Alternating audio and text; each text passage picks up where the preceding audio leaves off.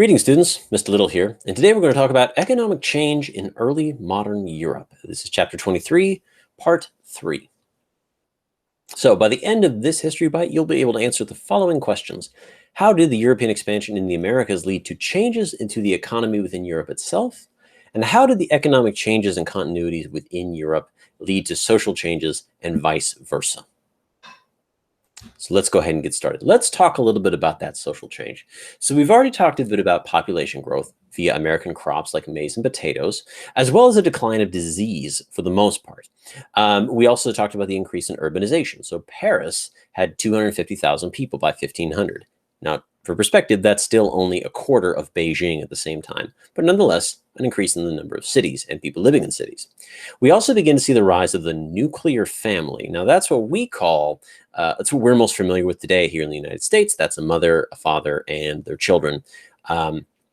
This is in part because economic production became a little more localized to the house, and it was handy to have kids to help with production. There were a couple of other reasons, but that's one of the main reasons why. Also, the urbanization meant not living on the farm meant you didn't need as many kids to help you out.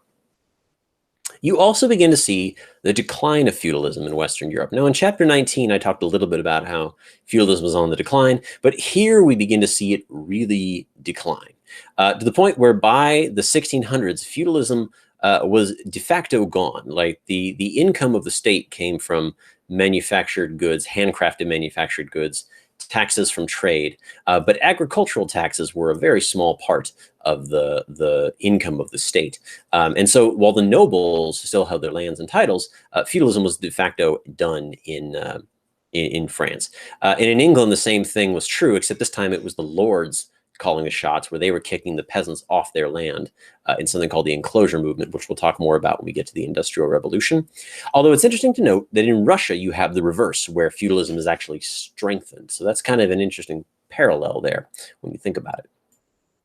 All of this is in part because of something called the Commercial Revolution. And this sort of predates the Industrial Revolution.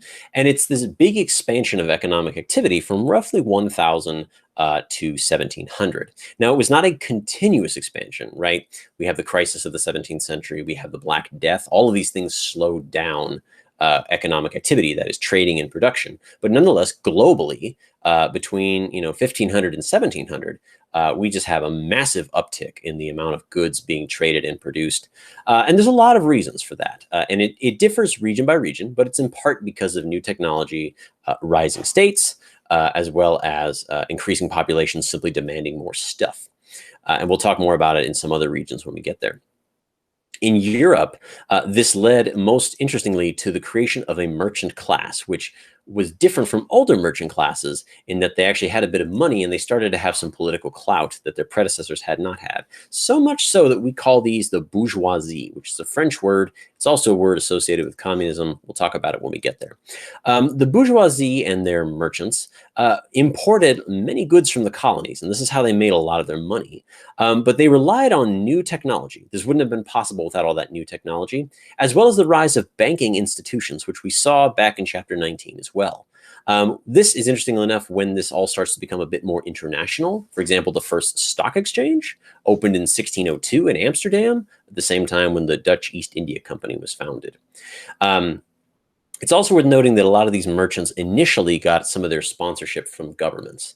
Even the Dutch East India Company was sponsored by the Dutch government initially. And the colonization of the Americas really created what we might call a European world system. And European trade from the Americas just expands the amount of wealth that pours into Europe at just at a drastic rate. And one of the ways to think about this is what we call the monetization of Europe. That is the beginning of the use of money for like everyday things. Now, historically, and this is true in most parts of the world, in most places and most times, you traded or you paid your taxes in kind. So if you grew wheat, you paid your taxes in wheat. And this has been the norm for most of human history. But with the vast influx of wealth, silver, and precious metals from the Americas, there's enough silver going around the market that people can start to pay things, and taxes can be paid for in silver or money. This also happens in China. We'll talk more about it when we get there. This is also going to happen during European imperialism later on in the textbook, and that's an example of it not happening in such a willful setting. People not really doing it because they want to, but because they're forced to. All of this is to say that part of the reason so much trade flowed into Europe was the policy of mercantilism, and that is a policy supported by the governments of Europe in which colonial expansion was promoted, paid for, sponsored in order to increase the wealth of the state. In other words, governments would encourage colonies not only to be markets for produced goods in Europe, but also to be sources of raw material, which, as we saw, a lot of those early colonies were. Whether that was extracting existing raw materials like precious metals or creating plantations to grow other luxury goods like sugar. But the on-the-ground consequence of all this was that there was a whole plethora of new goods that came into European life, such as tea and tobacco and coffee, all of which became huge parts of everyday European life. You might think of English tea, you might think of Dutch coffee. All of these things became notable parts of European life, even though none of those things began in Europe, and most of those things cannot be produced in Europe. Porcelain from China became a mainstay of any upper class or wealthy home. And Europeans, I should note, during this time would finally figure out the chemical combination to create that beautiful glaze that Chinese porcelain had always had. This is called Maize porcelain, and it was done in what is now Eastern Germany and Saxony. There was a king there who imprisoned an alchemist and said, "I need you to make me gold." And he continued to experiment. And eventually almost blew himself up, but he figured out what the chemical composition that made that beautiful glaze that makes porcelain so scratch resistant and shiny. And while initially all of this was just for the royalty, as these goods continue to become more and more available, everyday citizens start to consume things like tea and tobacco and coffee and have porcelain sets in their house. So there was a fundamental shift in just everyday life in Europe, in part as a result of all of this this economic growth, right? So a lot of European paintings have porcelain tea sets in them, as well as you see a lot of Europeans smoking in older paintings. So this is all proof of the change in Europe as a part of all of this growth. Let's talk a little bit about those companies, though, because there may be some misconceptions about companies. So the merchant class led to an increase in the money supply, and this led to an increase in trading companies. Now, companies, these joint stock companies, they distribute risk for both merchants and rulers. So rulers can disavow companies if they need to, and individual investors don't lose all their money if a single ship goes down. They can still rely on other ships to bring in profits for the company. And at this, especially in the early stages, the spice trade was unbelievably profitable. If one ship made it back out of an armada, you were still going to break a profit. And one of the things that these companies did is they allowed less militarily powerful countries like the Dutch and initially the English and initially the French to compete with the bigger countries like Spain and Portugal, who had years of naval experience, years of naval technology development.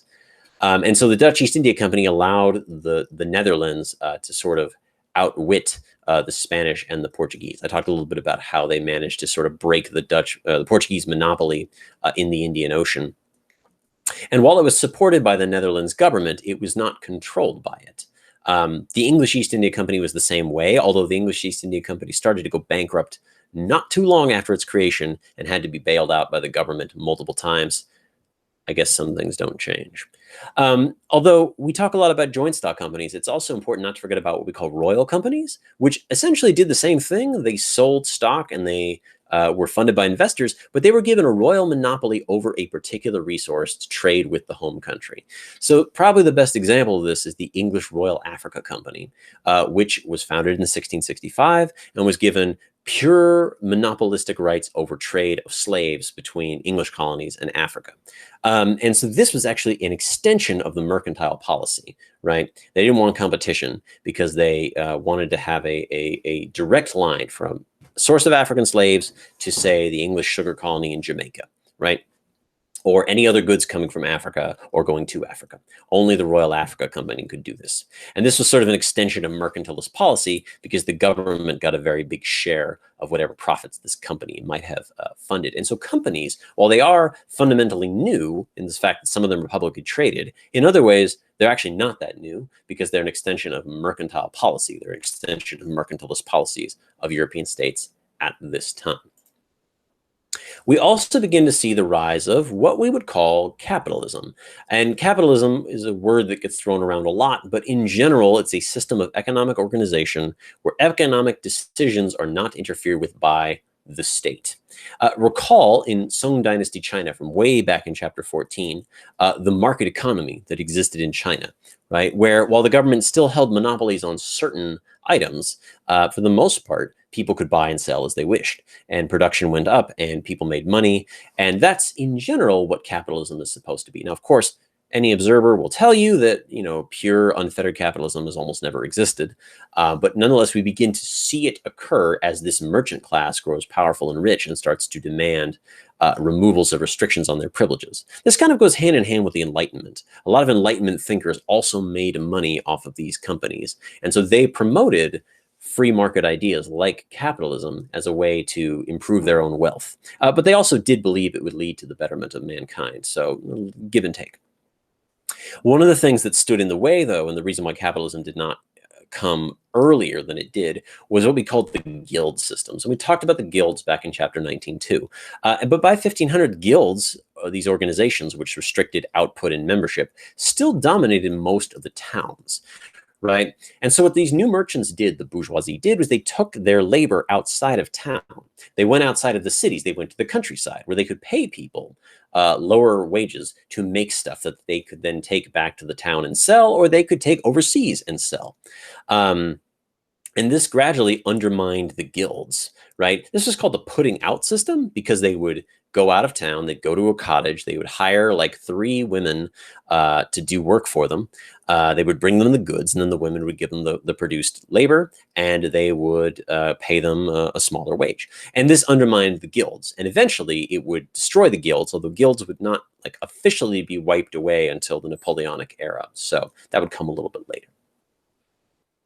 Anyways, you should be able to answer both of those questions from the beginning of the lecture. I want to thank you for joining me on this Bite of History. I'm Mr. Little, and I'll see you next time.